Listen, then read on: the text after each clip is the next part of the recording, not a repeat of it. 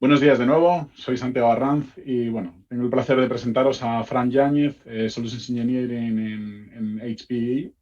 Eh, Fran, ¿qué tal estás? Muy bien, y vosotros, muchas gracias por tenerme Perfecto. aquí. Bueno, muchas gracias para ti por tu presencia también.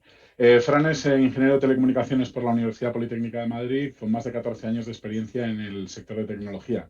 Bueno, su presentación va a versar sobre Let's to Cloud as a Service. Así que, Fran, como decía antes, el suelo es todo tuyo. Muchas gracias, Santiago. Como os comentaba bien Santiago, bueno, soy parte del equipo de tecnología, del equipo de preventa de Hewlett Packard Enterprise. Os voy a dar una presentación que versa justamente sobre la transformación de la industria Edge to Cloud as a Service, poniendo el ejemplo de Hewlett Packard Enterprise. Vais a oír una ligera música de fondo, no es que haya nada raro, es que lo pongo precisamente para ayudaros a que os quedéis conmigo durante la presentación. Y bueno, quiero antes de nada comentaros que además de la presentación que os voy a dar, tenemos también dos workshops, uno hoy a continuación a la una sobre infraestructura como código, el cual os recomiendo mucho que vayáis, va a ser una charla muy técnica en la que hablaremos de cómo aplicar la infraestructura como código, esta filosofía a llevarla a producción, se van a presentar sus características, bondades, se van a mostrar ejemplos prácticos de cómo se ha aplicado en proyectos de gran envergadura. Y mañana a la 1:30 mi compañero Antonio Areses hablará de algo que va a estar muy relacionado con un tema que voy a tocar yo mucho hoy, que es el cómo dar control a los modelos as a service, es de cómo ayudar al cumplimiento de las normativas, a las vueltas atrás, control de costes, control de seguridad, bueno, todo lo que sea necesario para poder aplicar los modelos as a service de la manera más segura posible. Dicho esto, en la presentación o la preparación de la presentación, pues lo que he visto más o menos es que todas las presentaciones que versan de estos temas tienen que seguir una estructura, así que voy a seguir la estructura de una manera muy ligera, por lo tanto lo primero que tengo que hablaros es de una slide de porcentajes, en la cual pues os cuento cuatro grandes porcentajes, o seis o ocho los que toquen. En este caso pues cogí cuatro al azar, de que la mayoría de las aplicaciones todavía están fuera de la nube pública, que la mayoría del despliegue de aplicaciones, o la mayoría, la mitad son más o menos aplicaciones nuevas, la otra mitad son aplicaciones legacy que se están transformando, que muchas de las empresas van a ir a entornos hybrid IT. Y yo mismo, según estaba preparando la presentación, dije, pero esto vosotros ya lo sabéis, porque estas son encuestas que se os hacen a vosotros. Luego, no os puedo aportar nada. Es cierto, o sea, estos porcentajes son ciertos, están ahí, pero ya los conocéis. Las presentaciones luego normalmente pues tenemos unos mensajes clave, también bastante chulos, pues que la cloud no es una experiencia, es un destino, que la inteligencia artificial va a ayudar a desplegar todos estos nuevos entornos. Solemos hablar también de COVID, es obligatorio hablar de COVID, de transformación digital y cómo se ha acelerado, y de la gravedad del dato, cómo va a aplicar eso, va a hacer que las cargas de trabajo vivan en un sitio o en otro. Bueno, también todo esto es verdad, pero de nuevo, todo esto tú ya lo sabes, porque lo estás viviendo. Y normalmente, pues a continuación tenemos un gran mensaje: The next wave of digital transformation will be fueled by apps and data everywhere, que también es cierto. Y como no os voy a descubrir nada nuevo, si os cuento otra vez más este tipo de cosas, lo que he pensado es justamente darle una vuelta y contaroslo algo que quizás no sepáis tanto, y es cuál ha sido el camino para nosotros, para los proveedores de IT, y especialmente los proveedores de IT más tradicional. Cómo nos hemos convertido en compañías pues muy buenas en data center, muy buenas en infraestructura, muy buenas en servidores, redes, almacenamiento, en servicios, en stacks de software, en recomponer todo eso. Cómo nos hemos transformado también en empresas en las que el Edge, el Cloud y el as a Service son muy relevantes. Y creo que es especialmente interesante porque todas las empresas, en cierta medida, en mayor o menor medida, nos estamos convirtiendo en empresas tecnológicas. Entonces podemos poner un ejemplo muy bueno de una empresa tecnológica y de cómo se ha ido transformando este nuevo tipo de entornos. Espero que esta aproximación os guste, espero que sea de vuestro agrado y que estéis conmigo hasta el final. ¿Qué nos ha hecho a nosotros, a Hewlett Packard Enterprise, transformarnos a una empresa as a service? Pues, bueno, las fuerzas de empuje son las fuerzas que podemos encontrar en cualquier entorno, ¿no? La competencia, en nuestro caso, pues la competencia que apareció ya hace varios años en aquel entonces de las nubes públicas. La competencia de mercados emergentes, pues os podéis imaginar mercados que venían especialmente de la zona asiática y que nos han empujado también a tener que transformarnos de manera muy rápida. El cómo la tecnología ha ido evolucionando también rápidamente, y en general pues lo que es la evolución de cualquier negocio. Pero la fuerza transformacional más fuerte que nos ha empujado de esos entornos en los que nos sentíamos cómodos a este nuevo paradigma as a service ha sido la misma fuerza que os empuja a vosotros en vuestro día a día. Nuestro jefe. Este es Antonio Neri, nuestro CEO, nuestro orgulloso CEO de Hewlett Packard Enterprise. Hace ya un par de años en un Discover que se está celebrando también por estas fechas, es decir, hace aproximadamente justo 2 años, salió con un mensaje que ya había empujado desde 2017 y era que él comentaba que durante los próximos 3 años HP iba a pasar a ser una empresa totalmente orientada al as a service, una empresa totalmente orientada al dar servicios de consumo, a servicios consumibles, a orientarse a que todo su portfolio fuera entregado as a service, que puedas elegir lo que quieras, cuando quieras y que puedas pagar solamente por lo que utilizas. Este mensaje ahora mismo es un mensaje mucho más reconocido en la industria, muchas otras empresas también están aplicando este tipo de servicios, pero la experiencia desde el punto de vista de los que trabajamos allí en Hewlett Packard Enterprise en este momento, o sea, imaginaros el impacto que de repente tu jefe te dice que en todos los entornos en los que tú estás trabajando, en los que eres bueno, en los que son los que te están llevando al mercado, que todo eso se va a transformar en tan solo 3 años, y de hecho ha sido una transformación mucho más rápida, y que vamos a cambiar todo eso y de repente vamos a solamente, o además de todo lo que hacemos, focalizarnos y ser una empresa principalmente de servicios. Ya no éramos una empresa de infraestructura muy buena en data center, no íbamos a ser una empresa de servicios. El impacto fue tremendo. O sea, nosotros como empleados lo asumimos como, wow, vaya reto, ¿será posible? ¿Será cierto? ¿No será cierto? ¿Será...? Y justamente lo que quiero comentaros es cómo llegamos a ser una empresa, pues eso, de servidores, redes, almacenamiento, servicios, de software, a una empresa de Edge to Cloud as a Service Company. Y vamos a analizar justamente este logo, que es lo que anunciamos ahora mismo tal cual en nuestra web. Es HP, vas a la típica página que tienen todas las empresas sobre quién somos y nos declaramos como la empresa Edge to Cloud as a Service. Y vamos a analizar este logo de atrás hacia adelante. Lo primero que os voy a contar es precisamente la parte de company, porque estoy utilizando nuestro ejemplo porque obviamente es el que conozco, obviamente es el de mi empresa, que somos patrocinadores de estos Cloud Days, pero es aplicable a muchas empresas similares a la nuestra y es aplicable a muchas empresas que han sufrido esta transformación hacia empresas tecnológicas. Entonces, aunque el ejemplo sea nuestro, aunque los nombres que vaya a poner sean los nuestros, vais a encontrar un patrón muy generalizado y un patrón muy distinguible que aplica en general a toda la industria. Entonces, bueno, pues Your Mileage May Vary puede ser que difieran algunas cosas, pero es generalmente creo que es un ejemplo bastante bueno y que os puede ayudar mucho. El core de la presentación, uno de los cores de estos días es el cloud y el as a service. ¿Y cómo abordamos nosotros desde el principio los entornos cloud? Porque, bueno, en el momento que empezamos a ver que la nube, especialmente la nube pública, pero los modelos de cloud eran los modelos que iban a ser predominantes en el futuro, pues empezamos todas las empresas a desarrollar nuestros planes. Todo el mundo tiene un plan. Y todo el mundo tiene un plan hasta que te pegan el puñetazo en la boca. Esto lo dijo un gran sabio, lo dijo un gran pensador, lo dijo Mike Tyson. Si seguís mucho el boxeo, bueno, si no seguís mucho el boxeo, esto es un buen ejemplo, se utiliza mucho en los entornos de empresa, porque a Mike Tyson le preguntaban, bueno, tu rival tiene este plan, va a hacer no sé qué, te va a aguantar, va a hacer... Y le decía, me da igual, si la cosa es que después del primer puñetazo, ese plan va a cambiar, o sea, se va a dar cuenta de la potencia que tengo. Y es que normalmente los pesos pesados, pues lo normal no es tirar a un contrincante de un solo puñetazo, es después de una serie de encadenar una serie de golpes, tu cerebro no puede más y caes. Y en la industria, en IT, estamos acostumbrados a eso, a recibir muchos golpes e ir cambiando poco a poco. Y sin embargo, este tipo de modelos, los modelos as a service, los modelos cloud, son modelos más de un puñetazo que era capaz de cambiar la industria de una manera muy, muy, muy rápida. Entonces, el secreto aquí fue adaptarnos muy rápido, probar muchas cosas de las cuales muchas funcionaron, pero muchas no. Tuvimos que probar muchas cosas, tuvimos que llevar muchas cosas a la industria como proveedor, ofreceros muchas cosas, hasta que empezamos a dar con las teclas y ni siquiera estamos en una transformación completa, seguimos aprendiendo día a día. Voy a empezar precisamente por las cosas que para nosotros no funcionaron. Y una de ellas, una de las primeras cosas que hicimos fue ofrecer cloud pública. Bueno, si recordáis, pues eso hará 10, 15 años, pues todo el mundo empezó a ofrecer cloud pública porque había un gran miedo de quedarse fuera.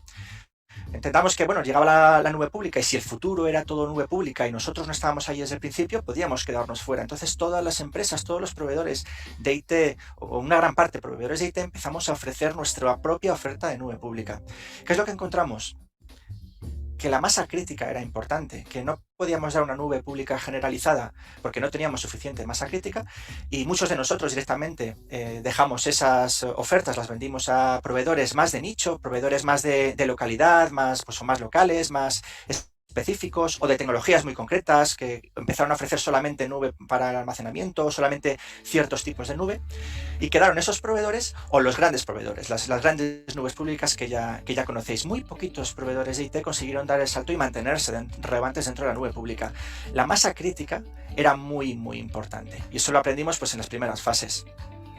¿Qué otras cosas intentamos que tampoco funcionaron? Pues imaginaros la situación en su día. Nosotros teníamos software, teníamos servidores, redes de almacenamiento, teníamos servicios, pues empaquetábamos todo eso en stacks supercargados, en stacks dopados, y vamos al mercado con un mensaje de una slide que seguramente habéis visto millones de veces. Y sobre todo en aquella época, este tipo de slides estaba muy de moda. Las de, tú quieres un coche, no te compres las piezas y lo montes tú, porque yo te pongo el coche en tu casa y ya puedes utilizarlo. Esto estuvo bien, tuvo un crecimiento muy rápido, permitió desplegar nubes privadas de manera muy rápida, pero era una nube privada muy, muy limitada. Primero porque, como os he dicho, lo que hacíamos era cogíamos nuestros stacks, los paquetizábamos y nuestros stacks eran muy limitados a nuestra visión. Hubo muchas compras de empresas de automatismos, de empresas de orquestación. Bueno, todo eso lo metíamos en un paquete y lo entregábamos al mercado. Estaba demasiado orientado lo que es específicamente al despliegue rápido de una cloud privada. Y la cloud es más, al final lo que nos da una cloud no es el conducir un coche, es que te lleven a algún sitio. Esa es la parte que quizás todavía no entendíamos o no llegamos a ver con la pieza, el entender más la necesidad de las cargas de trabajo que específicamente de la solución técnica, que es lo que más se estaba empujando en aquel momento. Estaba muy basado en el qué, pero no en el cómo. Nos ayudó mucho también, nos dio mucho conocimiento, y una de las cosas que veíamos que no encajaba era precisamente que eran stacks muy cerrados, que tenían poca interoperabilidad entre ellos. Entonces los clientes pues teníais que poner muchas de esas cajas de distintos proveedores y era muy distinto también de lo que había en nube pública, no había realmente una hibridación. Así que el siguiente salto que dimos, en nuestro caso en HP, fue intentar alinear la industria a entornos open, y lo que hicimos fuimos de las primeras empresas, yo creo que la primera que ofreció una distribución de OpenStack con soporte, se llamaba Helion en aquel momento, y la idea era justamente esa, es, pues en lugar de tener un stack cerrado, muy focalizado en lo que yo tengo, voy a intentar que mis clientes se puedan alinear a toda una industria. También estaba de nuevo muy orientada al foco tecnológico, y tuvo también un crecimiento muy bueno, ha tenido muchísima atracción en muchos entornos, y por ejemplo en los entornos de telco sigue desarrollándose mucho este tipo de iniciativas con OpenStack, pero también encontramos ciertas problemáticas, entre ellas que muchas de las cargas de trabajo existentes pues no cuadraban bien con esta nueva solución. Y aquí aprendimos precisamente que cualquier desarrollo que estuviéramos ofreciendo tenía que tener en cuenta que muy pocos clientes partían de un greenfield.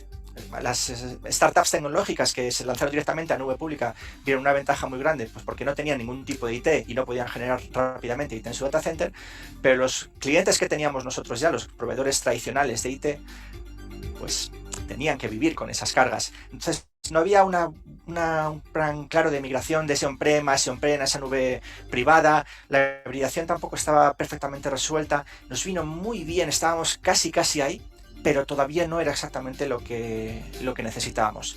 Porque los entornos cloud es algo mucho más complejo. Tiene que considerar también la escalabilidad, tiene que considerar el servicio y tiene que considerar pues específicamente las cosas que sí que funcionaron, las cosas que fuimos probando a lo largo de estos años y que sí que tuvieron éxito y que son las que hemos ido potenciando.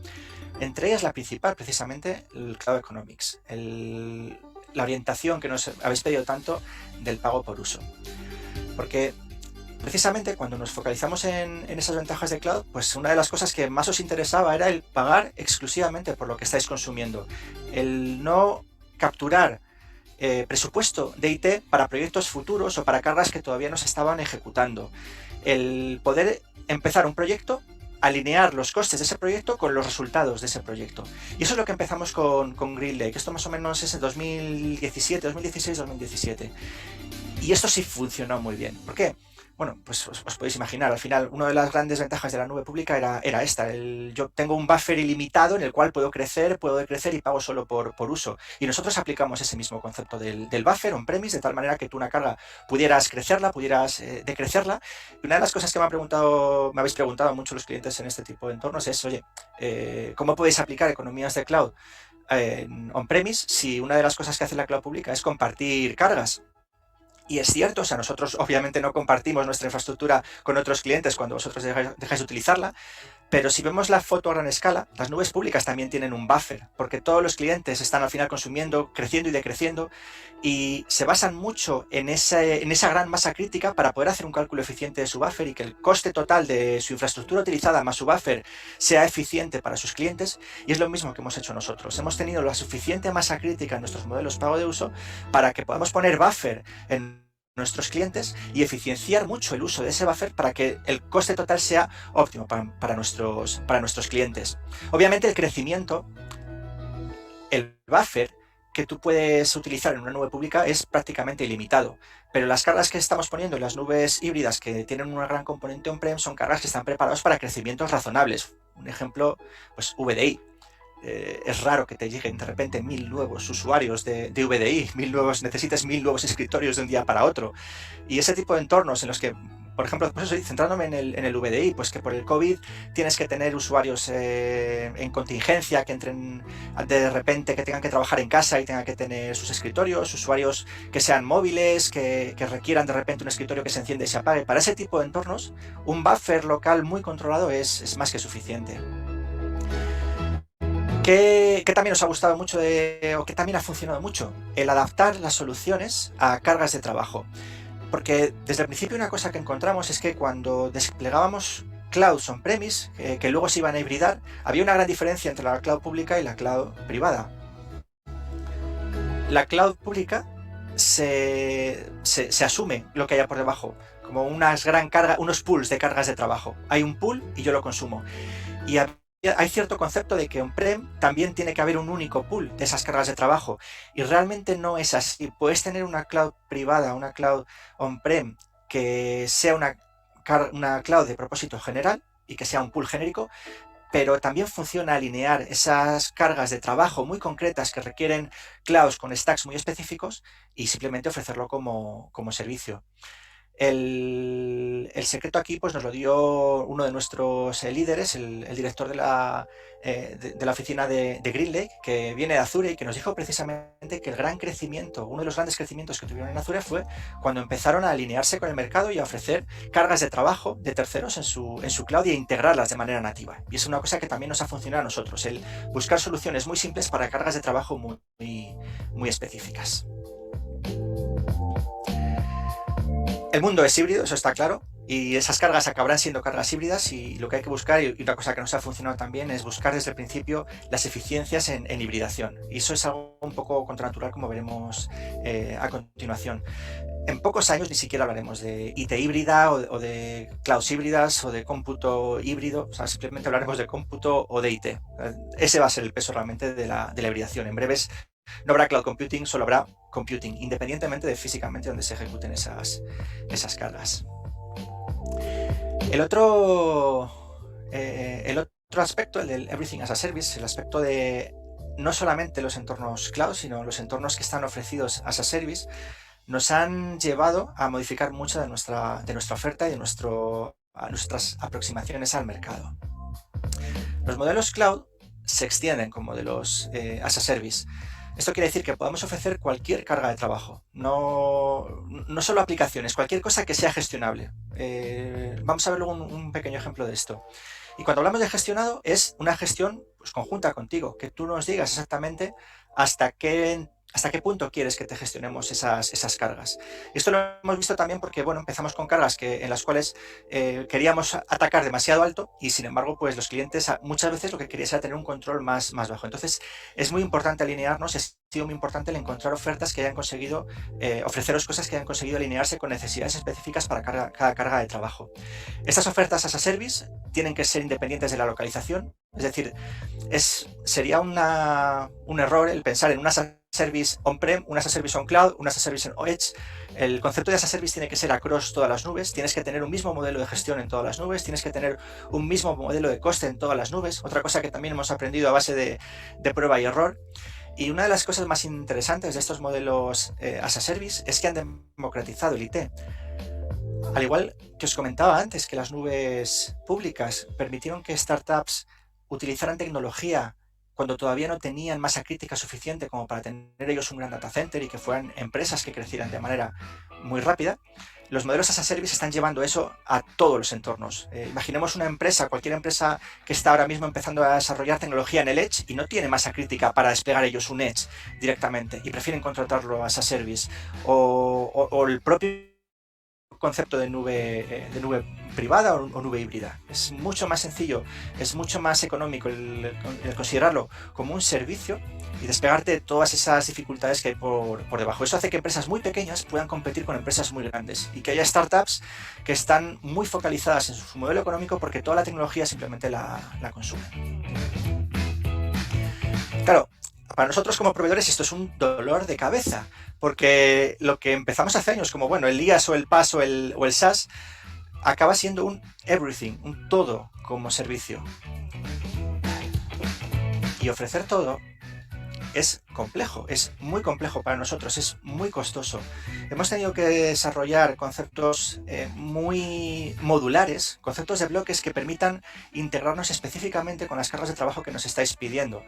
Puede ser cómputo, puede ser infraestructura pura, puede ser solamente redes, solamente el dato o el almacenamiento o máquinas virtuales. A los proveedores lo que nos gustaría, a todos los proveedores de cualquier tipo de entorno de cloud, o de entornos de as a service, lo que nos gustaría es que nos comprarais la abstracción de más alto nivel, que nos comprarais directamente la transacción como servicio, que nos comprarais el aplicativo como servicio, porque es donde podemos dar más valor añadido nosotros y al final donde más parte del pastel nos podemos quedar. Pero en la práctica, cada carga de trabajo y cada cliente sois distintos. Entonces nos hemos tenido que adaptar y nos hemos tenido que adaptar haciendo una reingeniería de toda nuestra propuesta para ser eso, para ser extremadamente modular. Esto no es sencillo, esto es algo que requiere mucha preparación y muchos pasos previos.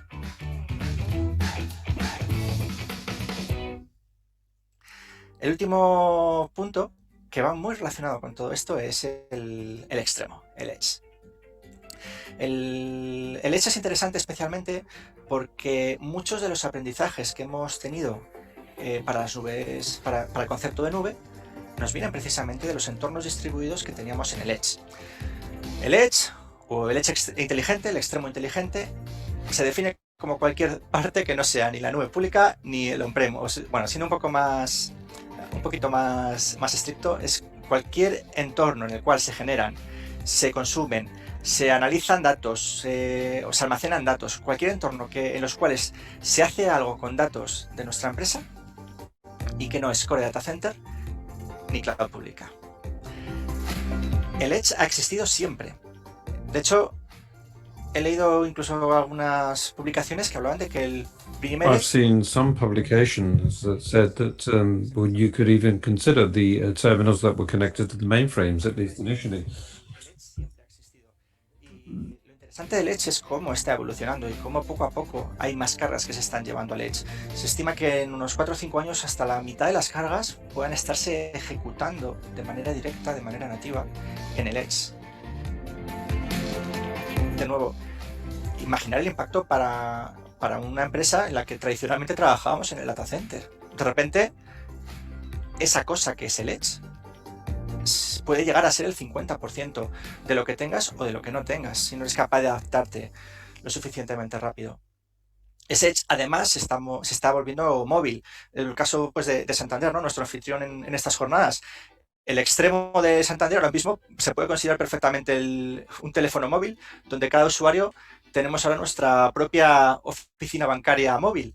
Ahí generamos datos interactuando con las APIs en este caso APIs pues, de Santander. Ahí almacenamos datos, es parte del Edge y está siendo cada vez más móvil, cada vez más complejo, cada vez más masivo. Está creciendo mucho en importancia y tecnologías como el 5G pues van a suponer también una revolución, y además está creciendo también en el número de tecnologías que son aplicables a ese Edge. El teléfono es un buen ejemplo por la capacidad de cómputo que tiene respecto a hace un tiempo, pero sin irnos a algo tan extremo como el teléfono, podemos imaginar que un servidor típico de data center de hace 3-4 años pues tenía 16 cores, medio giga de RAM. En unos 2-3 años, pues no será arriesgado decir que tendrán 100 cores, 200 cores y varios teras de RAM, y que en poco tiempo vamos a poder ejecutar en un solo servidor lo que antes ejecutábamos en un clúster en mi data center, que voy a poder ejecutar en un pequeño clúster en el Edge la misma capacidad que necesitaba para lo que necesitaba antes un data center completo. Eso es un crecimiento salvaje, un crecimiento exponencial de ese tipo de cargas de trabajo que están habilitadas precisamente por la tecnología.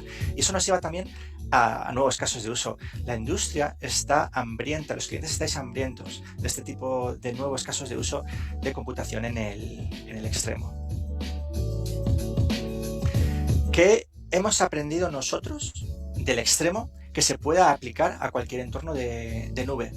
En nuestro caso concreto, pues aprendimos muchas cosas precisamente de una empresa que tenemos, una de nuestras compañías, que es Aruba, que tenía los beacons estos de emisión de radio que permiten hacer localización dentro de centros comerciales, también los puntos de acceso, que al final no deja de ser un pequeño entorno tipo IoT, un pequeño entorno de Edge masivamente distribuido. Cuando tienes algo masivo, necesitas gestión masiva, gestión a escala, el despliegue de nuevos modelos de IT que son a escala, que es algo muy parecido a lo que acabamos necesitando cuando tenemos entornos basados en microservicios que se distribuyen en una estrategia multi-cloud entre distintas clouds públicas, mi cloud privada y también el propio extremo. Este concepto del fleet management. Y nos ayudó mucho a nosotros ese conocimiento que ya teníamos de una empresa que ya estaba trabajando de manera nativa en el extremo. También nos ayudó mucho a entender cómo las aplicaciones tenían que ser resilientes, porque viene a ser algo muy parecido a lo que nos ocurre cuando tenemos ese tipo de entornos distribuidos en el extremo. No puedo dejar de planificar qué va a ocurrir cuando me falla alguno de los componentes, qué ocurre cuando me falla un entorno de Edge, qué ocurre cuando me falla un dispositivo de Edge, qué ocurre cuando me falla un entorno de cloud. No puedo mandar un técnico cada vez que quiera hacer una actualización a mis tropocientas tiendas, tropocientas sucursales o a mis tropocientos usuarios de teléfono. Entonces, cómo gestionar, cómo monitorizar, cómo diseñar aplicaciones resilientes, también nos vino muy bien ese conocimiento que teníamos. Al final, el Edge to Cloud as a Service es un todo. Implica que todos estos conocimientos del Edge pues, se tienen que aplicar a todo el modelo cloud end-to-end, desde el extremo hasta la nube. Y uno de los puntos más interesantes es la seguridad, porque la seguridad tradicional se había basado en la ubicación física.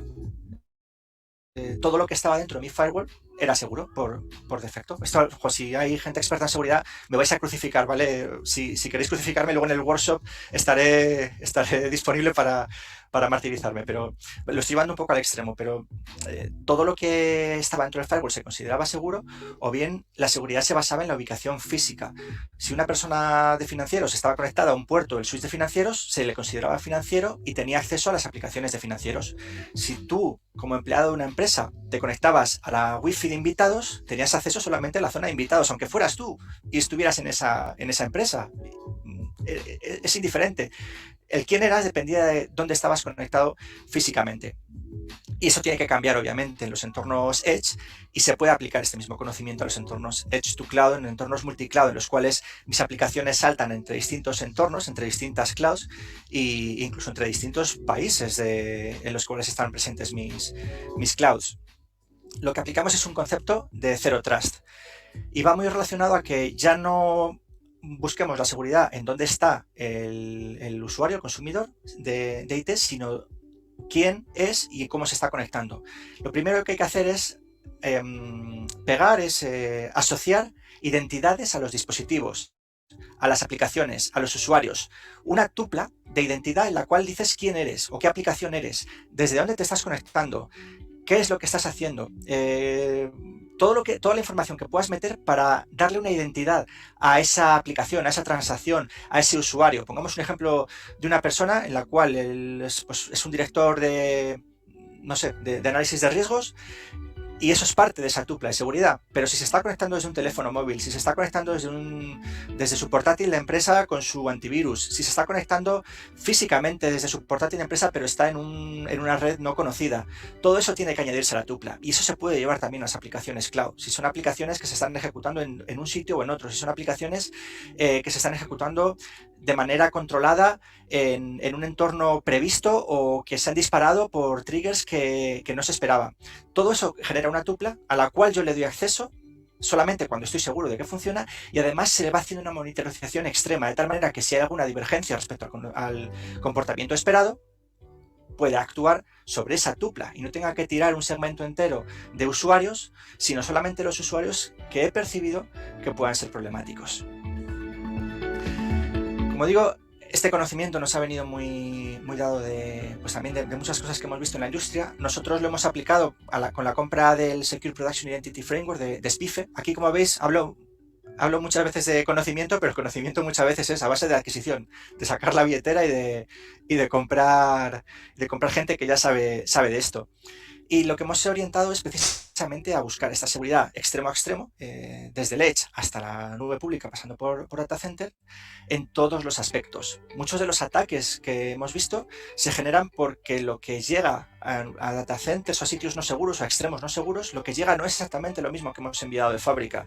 Entonces, la seguridad empieza en la capa más física del supply chain, en la capa más inicial, desde cómo asegurarnos de que el sistema físico que yo he fabricado es el sistema físico que se está instalando en el sitio correcto, pues a través de certificados específicos, de claves que generamos en fábrica para que se pueda chequear el estado del hardware, y eso tiene que ir subiendo todo el stack. El sistema operativo, los drivers, el firmware, que cada vez que se encienda una máquina se chequea absolutamente todo el stack para que cuando una aplicación se ejecuta ahí, esa aplicación pueda decir, vale, estoy en un entorno el cual considero seguro porque todos los parámetros que yo tengo como seguridad son correctos, y ahí puedo iniciar ya mi trabajo.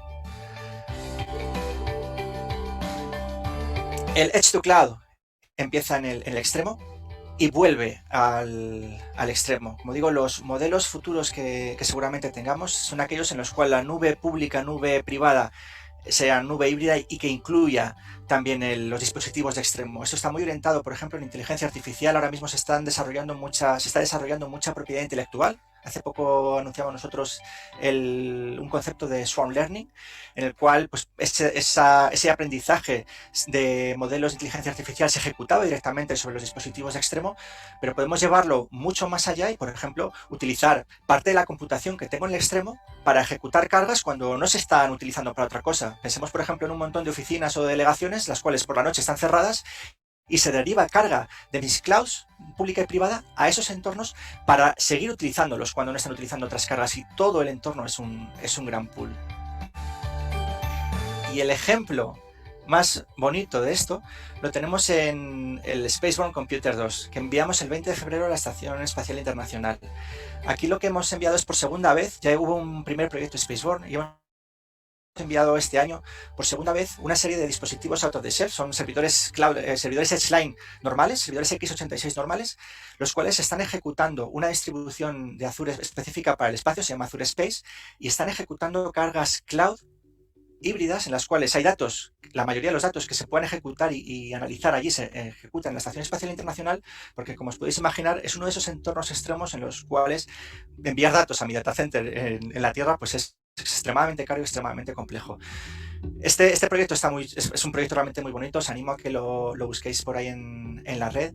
Esperamos que estas máquinas estén operativos por lo menos 3 años, y leo textualmente lo que se está ejecutando son pues desde datos que ofrecen los distintos instrumentos, sensores remotos, satélites, hasta realizar experimentos y pruebas pilotos relacionados con la salud y la condición médica de los propios tripulantes, hasta llegar a la secuenciación de ADN. Esto va muy relacionado también con acabar llevando esos extremos pues a las futuras misiones de la Luna e incluso de Marte. El extremo del cloud computing llevado al extremo más extremo. Pero como digo, es una distribución de cloud estándar que busca tener esa visión end-to-end de los entornos edge to cloud. Con esto ya termino. Como os comentaba, creo que es que la orientación que le he dado es interesante porque todas las compañías se están convirtiendo en empresas, de alguna manera, empresas tecnológicas. Luego, el ejemplo de cómo nosotros nos hemos tenido que transformar de manera además extremadamente rápida y cómo hemos probado un montón de cosas que no han funcionado, probado un montón de cosas que sí que han funcionado. Hemos obtenido conocimiento de entornos que ya existían, de entornos que hemos adquirido. Pues creo que también os puede ser muy relevante para vosotros, para entender nuestro histórico en la industria, vuestro propio histórico en la industria. Y bueno, pues también habéis conocido un poco la historia que hay detrás de un logo y en este caso de nuestro logo en Hewlett Packard Enterprise. No os olvidéis, por favor, de asistir a los workshops. Estaré yo también por ahí si tenéis alguna pregunta, alguna duda. Espero que haya sido una presentación interesante. Y bueno, si queréis contactarme, fran@hp.com, y os espero. Muchísimas gracias.